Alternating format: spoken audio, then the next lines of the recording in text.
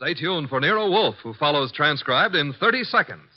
Later tonight, over most of these NBC stations, Duffy's Tavern comes your way. And on the menu at Duffy's tonight, there's a blue plate special of grilled English language, served up by the delightfully ungrammatical Archie. Plus laughs garnished with chuckles, brought to you by Archie's remarkable crew. There's no cover charge at Duffy's Tavern. Just keep your dial tuned to NBC. And this Sunday means another broadcast of The Big Show. And your guests include Fred Allen, Douglas Fairbanks, Danny Thomas, and many, many more. Tallulah, of course, is your hostess on The Big Show.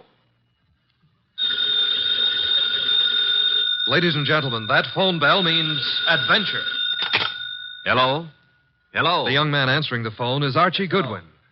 The mountain of a man engaged in deep thought in the oversized armchair is Nero Wolfe. Mr. Wolfe, we've got a case. I'm not sure whether somebody's going to kill a rabbit or a rabbit is going to kill somebody, but either way, it's going to be murder. Please, Mr. Wolfe, even orchids have to eat. Phooey. Yes, sir, Mr. Wolfe will take the case. As a matter of fact, he's working on it right now. Money, work, bah. Greatest detective in the world. Only trouble is, he is.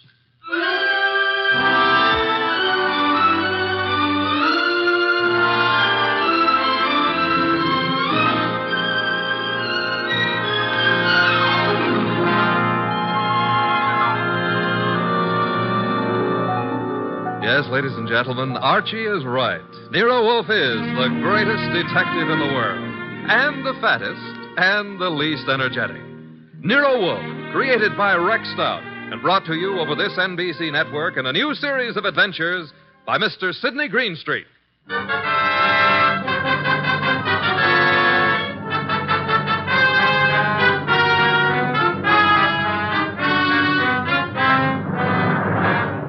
Tonight, it's the case Nero Wolfe likes to remember as the case of the friendly rabbit. He sometimes prefers his proverb scramble. It began in lots of places. Let's take a look at a few of them.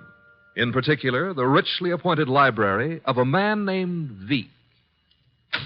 Mr. Veek, what's happening? Relax, Haynes. Your blood pressure. I thought it was a gag, but you really are shutting the club down. I'm shutting it down. Why? I got the joint rolling. The suckers are pouring in. And next week, the governor's committee. Huh? It's moving out of Baylor County. Our joint enterprise is in Baylor County. I think the club needs a rest. Crime committees so rarely admire gambling. Oh, that's different. So it is. The club needs a rest. You need a vacation. Florida, perhaps? I don't like Florida. Pick any place you like, just so long as you get out of reach of a subpoena. The heat's on, huh, boss? You've just coined a phrase that may very well catch on. Get out and stay out of the state until I send for you. Okay, Mr. Veek. Sure, Mr. Veek. Marshal? Yeah? That about covers us in Baylor, am I right? You're right. The dear governor's dear committee will be sorely disappointed. However, I doubt it'll give up quite so soon. I wouldn't think so. Therefore, have the truck driver deliver another shipment of carrots to the rabbit farm. Eh, Marshal? Okay, boss.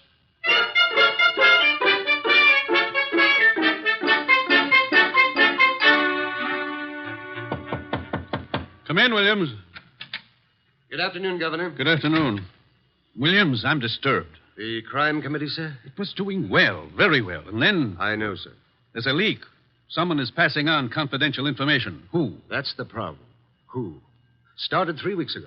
A three-man committee, Wilson, McCarthy, Tolliver. One of them, Williams? I'd stake my life, sir, no. Then who?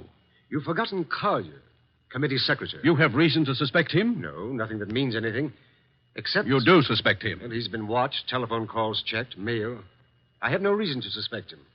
Except that one thing bothers me. What's that? He has a small farm in Greendale County.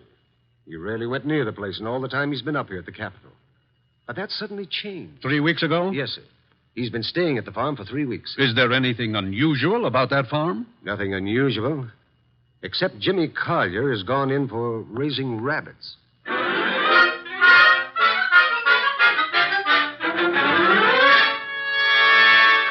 Jimmy, Who is it? Oh, hello, Clara. you've been hiding from me. I've been out here with the rabbits. Jimmy, what's wrong? With what? You. There's nothing. You're lying. We grew up together, remember? We live next to each other, Jimmy.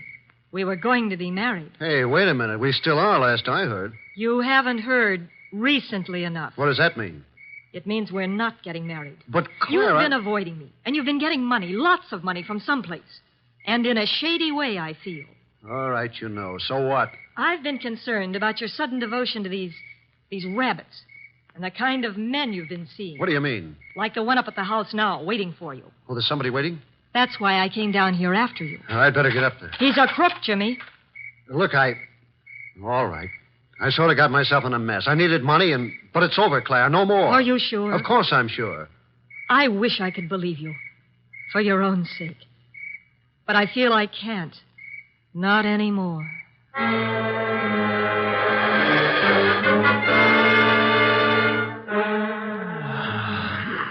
Archie, Yes, Mr. Wolfe. either stop breathing so heavily or Take the evening off? stop breathing. Old Dr. Tidmouse wouldn't approve of that. Who in blue and assorted blazes is old Dr. Tidmouse? My family doctor. Mavis keeps your puny mind, but you don't have a family. Answer the phone. Oh, but it might be a case. It might be very important. It might mean work, Mr. Wolfe. Archie, WORK. You've got millions in the bank. Why worry? confound you. Do you want me to answer that phone myself? Now you've got me.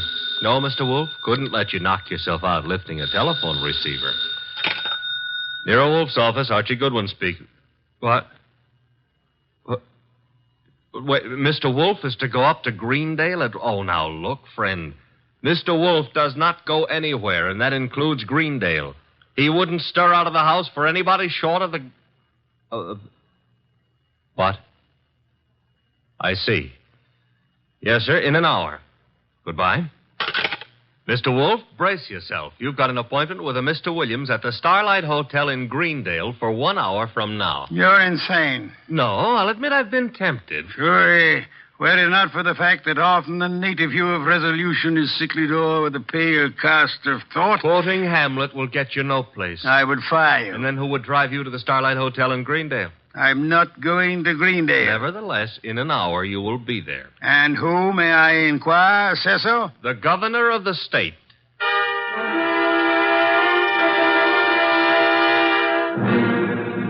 Is that all, Mr. Williams? That, Mr. Wolfe, is all anyone knows about the situation. Except the guilty man, of course. An admirably clear summary, Mr. Williams. Obviously, our meeting here at the hotel was necessary. I couldn't be seen entering your house, nor would it have been advisable for you to visit the governor. I can appreciate that. You're quite sure I need pay no attention to anyone on the committee except James Collier? Quite sure. Police surveillance of Collier is deemed unwise. He has suddenly taken interest in rabbits, but although keeping them may perhaps be considered suspicious, it is hardly in itself of value. You have no other evidence against Collier? I know we're clutching at straws, Mr. Wolfe, but there is a leak and work is being nullified. Something must be done. Hence the governor's call for you. Very well, sir. I shall attempt to be more than a man clutching at a straw. I said attempt. Archie, unpack. We shall stay at Greendale near Collier and his rabbits.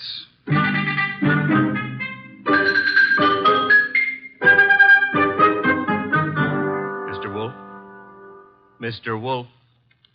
Oh, naturally, I know that shutting your eyes and pushing your lips in and out indicates you're thinking feverishly, but there's nothing for you to think about. Three.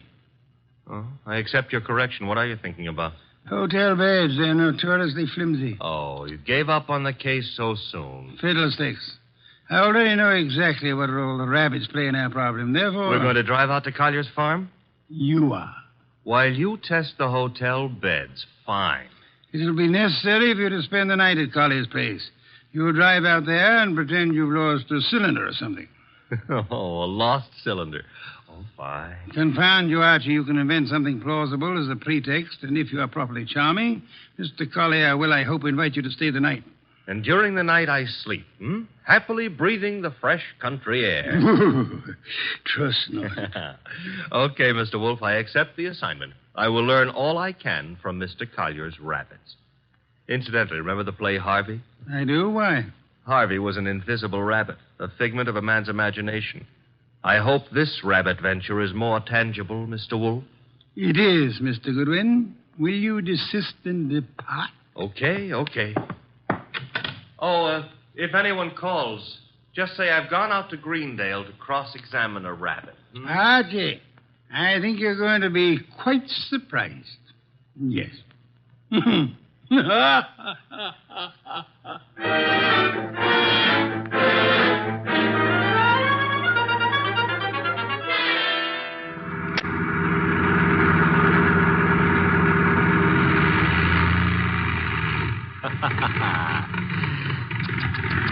Running out of gas, and me such a big boy.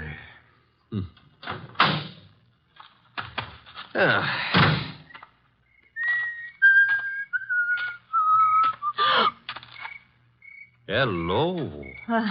Hello? That tree a friend of yours? The tree? Yeah, the one you're clutching. Oh, I was leaning against it. It's an idea, but not a good one. Trees are notoriously skittish. The instant you really need one, they're out sowing wild oaks or something. You sound as if you know a lot about trees. Oh, I do. I was brought up in one. Look, now, if you really have to lean, I can recommend... No, thanks. Well, I tried. Nice moonlight we're having. My name is Goodwin, and blondes call me Archie. I'm not blonde. Brunettes call me Archie, too. And what do redheads call you? Oh, we'll just skip that, huh? And your name is... Claire. Claire. I approve. Now, you may not believe this, but I have just run out of gas. You think I might wangle some up at your house? My house? You mean Jimmy's house? All right, I mean Jimmy's house. Well, I don't know. He might have some. Now, why don't we go up to the house and ask him? Well, all right. Mm-hmm. Jimmy who? Collier. Uh-huh. I like to be formal when I'm borrowing gas. Would you mind waving your left hand in front of my nose? Waving, Mike. Yes, just try it. Don't worry. I won't bite it. All right. I did. And very gracefully, too. No ring on the third finger. You're not Mrs. Collier. There isn't any Mrs. Collier. Are you applying for the position? Mr. Goodwin, Now, remember what I confided in you about brunettes. All right. Archie, you're a little rapid. Maybe. But I always remember what old Dr. Tidmouse said. What did he say? Gather ye rosebuds while ye may. Old time is still a-flying. Robert Herrick wrote that. He did? Dr. Tidmouse is a liar. How much farther is this house? Well, it's just beyond those trees. Oh! What? There was something ran across the path. It brushed my legs. It frightened me so. Must have been a rabbit. I guess it was. Oh, I'm sorry. That was silly of me. Oh. Don't worry about it. Also, you will have noticed how much more satisfactory I am than a tree. For clutching at moments of stress, I mean. Archie. Mm-hmm. But you better let go now. What And we'll get on to the house. See, I don't need a haircut, and you're not the right type for Delilah anyway. You mean something by that. Something nasty. Well, that depends. What I meant is you've already signaled whoever you're supposed to signal. Nothing frightened you back there. Why? That scream had a lot of carrying power. Oh, that's the house, huh? Looks peaceful enough. Archie, Who were you supposed to warn if anyone came up the path to the house? For no one. Something did frighten me. Honey, I've been lied to by experts, and you're not one. Oh. Think I ought to knock? No, we don't think I ought to knock.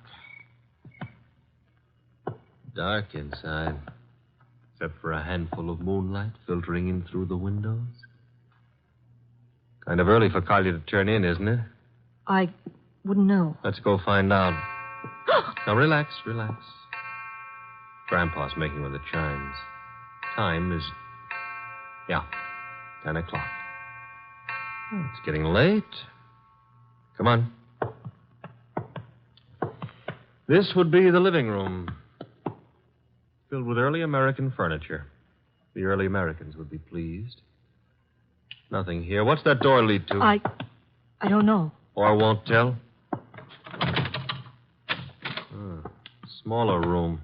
Dark as...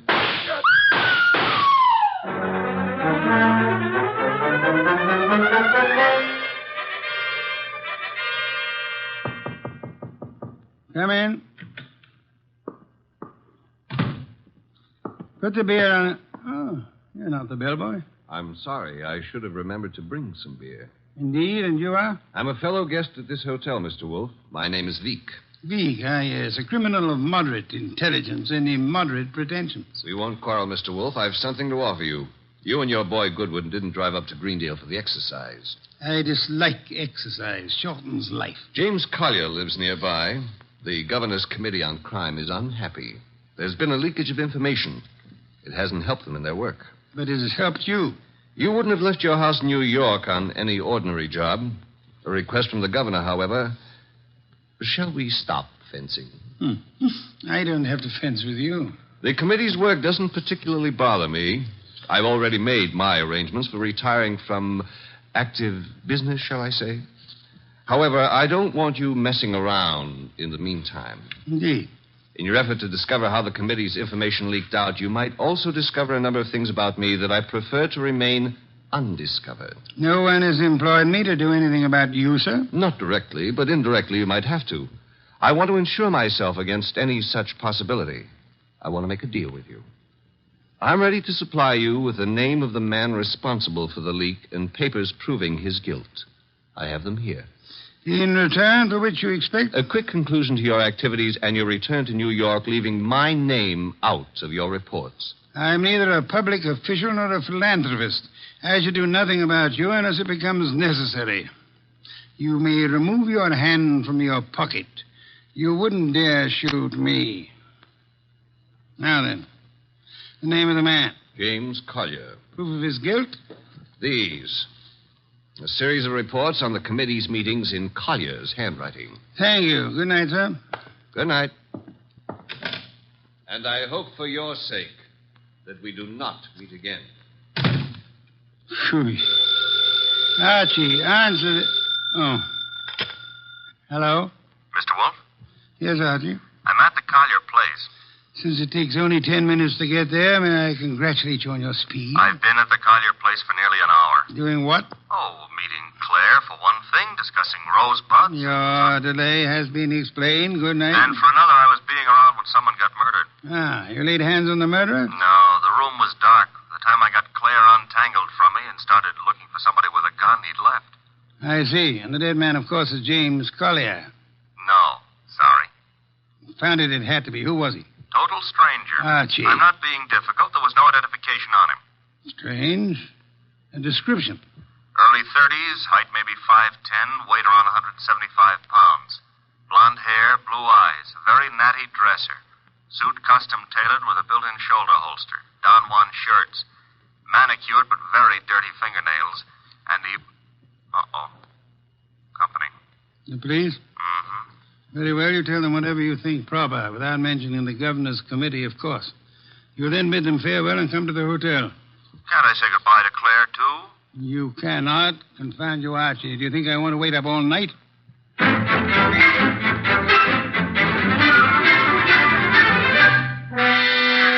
Police were not happy about letting me go, but I threatened to tell you on them, so they gave up. You have told me the entire story of what occurred at the Collier farm, Archie? Mm-hmm. All details. If you like, I wouldn't mind repeating the parts about Claire. Phooey. You may call it phooey, I call it love. By the way, did you know that it was Robert Herrick who wrote that poem? Confound you, be quiet. Okay, push your lips around, but you've missed something. I have? Mm-hmm. The burning question of the day. The night, rather. Which is? Where is James Collier? Ah. Stop buying. The cops want him on suspicion of murder. The way it shapes up, he shot our unknown pal and then headed for the nearest border. Nonsense. Mean he didn't shoot our unknown pal? I mean Collier's whereabouts are not a mystery. You know where he is?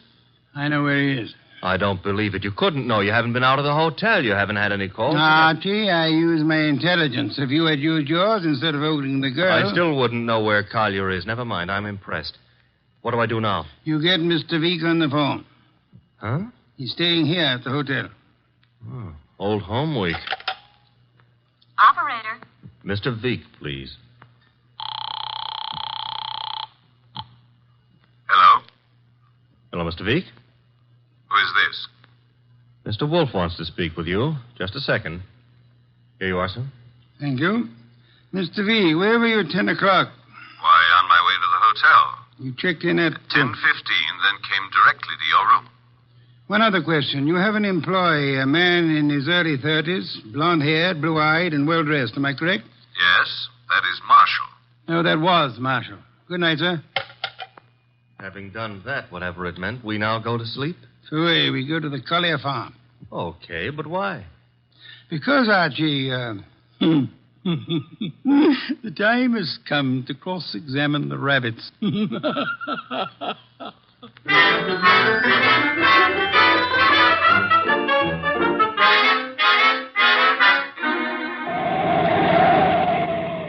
Confound you, Archie. You're not driving a truck. Be careful. Truck drivers are careful. Also, they're courteous. Indeed. Furthermore, they will always stop to help a motorist in time of trouble.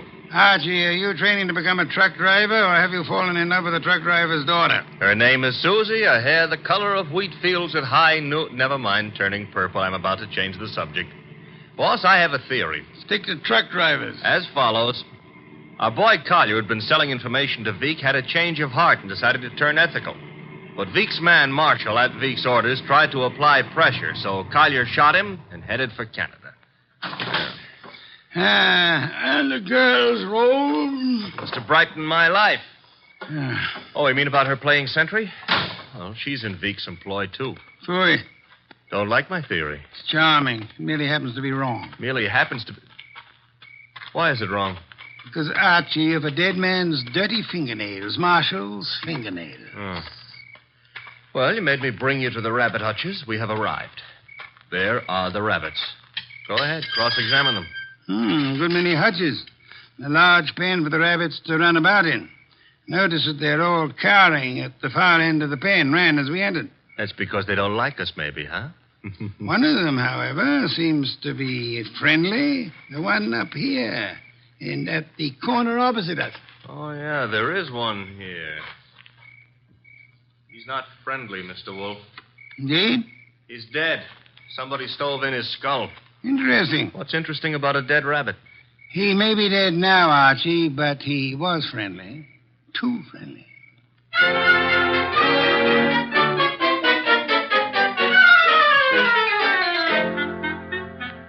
Claire, this is Mr. Wolfe. Mr. Wolfe, this is Claire. Claire, I'm Archie. Chair, Archie. A chair. Try this one. Be gentle with it. If you break it, all the early Americans will hate you. It'll serve. Steady. Well, now then. Mr. Wolfe, I'm dreadfully tired. The police have... Are idiots. What? For example, do they know that you were posted as sentry outside this house in order to warn James Collier of any intrusion? Well, they don't...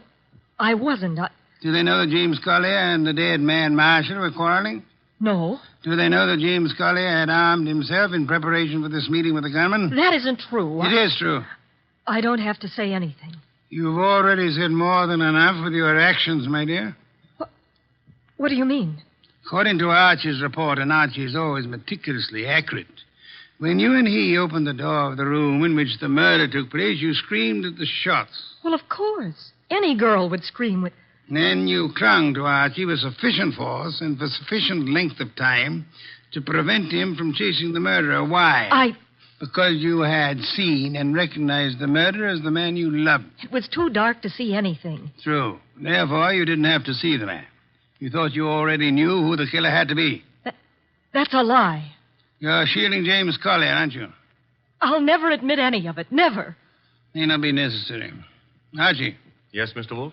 Get hold of that policeman outside and remember what happened to one particular rabbit. Well, look around for freshly dug earth.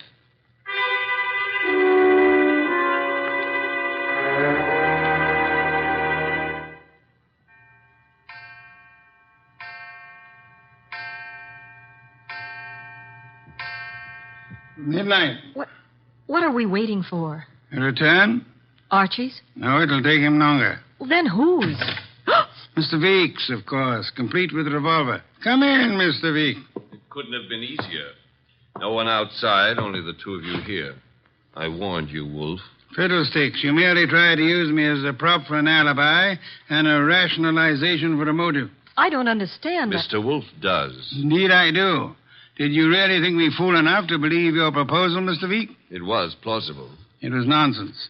You pretended you were handing James Collier, plus the proofs of his guilt, over to me in an effort to keep yourself out of the picture. But your proposition was silly. No matter how much I might have wanted to help you, I would have been powerless once James Collier went before a jury. You're too intelligent not to know that. That couldn't have given you enough to go on. It didn't. You yourself gave me more. I did. When you came to my room, you told me you knew Mr. Goodwin and I had come to Greendale, checked in at the hotel. I did. However, when I phoned you later and asked for an account of your movements between 10 and 10:30, you replied that you had driven to the hotel, signed in, and came directly to my room. Obviously, you already knew of my presence in the hotel. How? Only one way you could have known. You had seen Archie at some time prior to the time you checked in at the hotel, and the only place where Archie was here, at the farm. Yes, which told me Mr. Veek had been here at the time of Marshall's death. What was Veek doing here? Only one thing. Murder.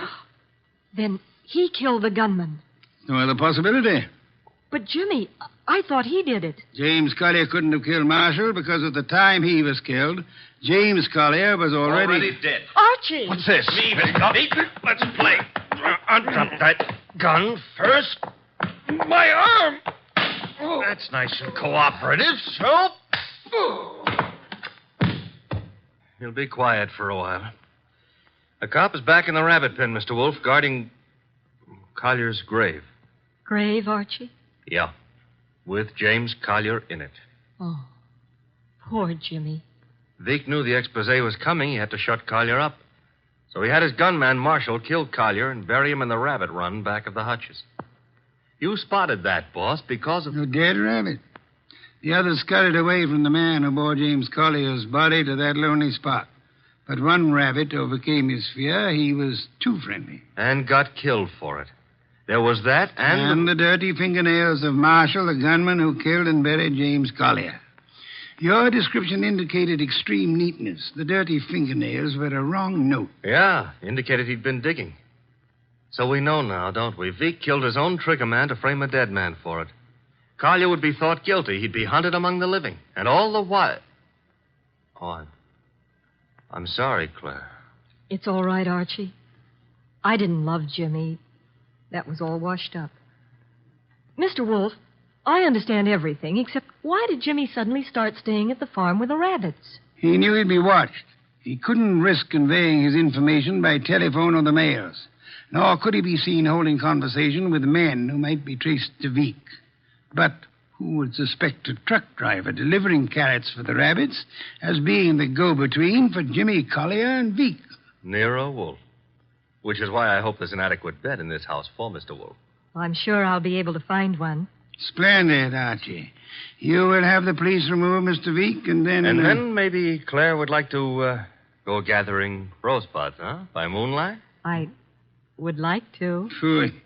I shall go up to bed now. I've seen the moonlight more times than I care to remember. However, while you and Miss Claire stroll through the moonlight, Archie... Yeah?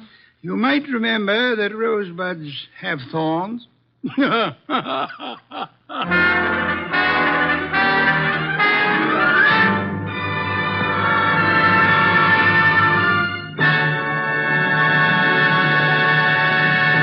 You have been listening to The New Adventures of Nero Wolfe, starring Sidney Greenstreet.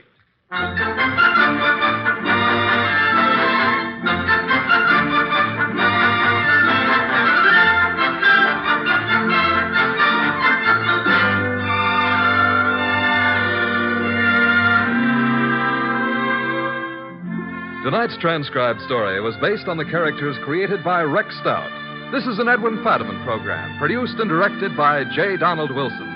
In the cast were Larry Dobkin as Archie Goodwin, and Martha Shaw, Hal Gerard, Herb Butterfield, Howard McNear, and Bill Johnstone. Next week at this same time, Nero Wolfe and Archie will bring you The Case of the Impolite Corpse. Don Stanley speaking.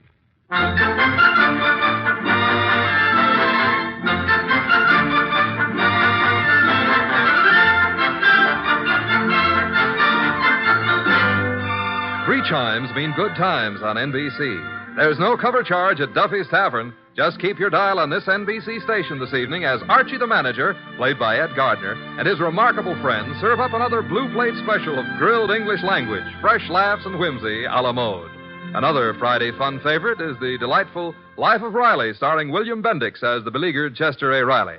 Now it's Sam Spade. Then, The Magnificent Montague on NBC.